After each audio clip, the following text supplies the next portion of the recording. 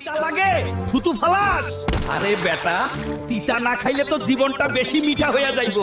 ওই চিনি চোর, তুই নাকি আমার মালিককে ডায়াবেটিস দিবি? দাঁড়া, এমন পিডান পিডামু জীবনে আর মিষ্টির নাম লবি না।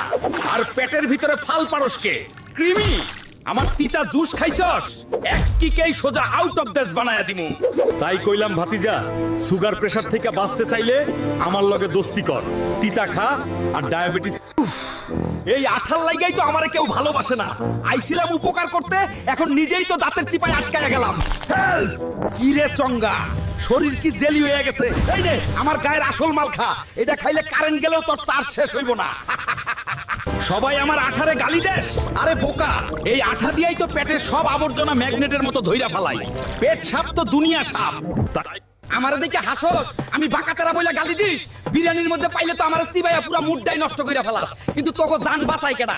গলা ব্যথা, খুশখুশানি, খাড়া, আমি আসছি তোর গলার সিকিউরিটি গার্ড। সব জীবাণুরে পিডাইয়া ভর্তা বানায়া দিমু। আমার ঝাল দেখছস? পেটটা যে ঢোলের মতো ফুলাইয়া রাখছস, গ্যাস হইছে? আমি হইলাম তোর পেটের মেকানিক, এক নিমেষে সব গ্যাস লিকেজ বন্ধ কইরা দিমু। আর শোন, আমারে যে তুচ্ছ করস, আমি কিন্তু ক্যান্সারেরও জম। কেউ আমারে ভালোবাসে না, সবাই কয় আমি নাকি পানসে, আমি নাকি শুধুই পানি।